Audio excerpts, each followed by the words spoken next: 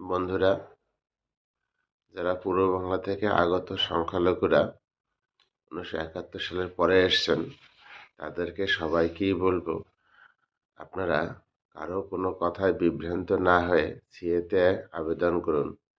CAA, citizenship amendment act 2019-এ পাশ হয়েছে সংসদে, লোকসভায়, রাজ্যসভায় দু জায়গাতে পাশ হয়ে আইনে পরিণত হয়েছে, সংবিধান মান্যতা দিয়েছে। কারো কোনো কথায় বিভ্রান্ত হবেন না। আপনারা ভারতের নাগরিকত্ব পেয়ে সম্মানের সহিত বসবাস করবেন, কোথাও কখনো হয়রানির শিকার হবেন না। অতএব আপনারা নিজের মোবাইল থেকেই আবেদন করতে পারেন। এখন বাংলাদেশের কোনো ডকুমেন্টস এই মুহূর্তে না দিলেও চলবে, এজন্য 10B একটি অপশন আছে, সেখানে যদি আপনি ডকুমেন্টস না দেন তাহলেও আপনি আবেদন করতে পারেন। আপনি আপনার নিজের মোবাইল থেকে এই ফর্মটি আবেদন করতে পারেন।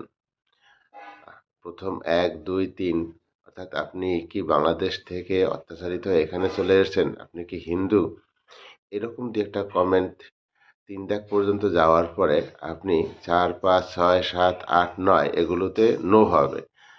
10-এ আপনি সেখানে এই মুহূর্তে কোনো ডকুমেন্ট ছাড়া আবেদন করবেন সেই অপশন রয়েছে। এরপরে আপনার ফর্ম খুলবে, সেই অনুপাতে আপনি যে ধর্মীয় কারণে অত্যাচারিত হয়ে বাংলাদেশ থেকে এসছেন সেই বাংলাদেশের ঠিকানা, এইখানে 2014 সালের আগে এসছেন তার ঠিকানা দিয়ে আবেদন করবেন। নিজের মোবাইল নাম্বার, নিজের মোবাইলের ইমেল আইডিতে আবেদন করবেন। খুব তাড়াতাড়ি পেয়ে যাবেন, কারো কোনো কথায় বিভ্রান্ত হবেন না। খুবই সহজ এবং এটা পেতেও এখন কম সময় লাগছে। অর্থাৎ হিয়ারিং বা বাড়িতে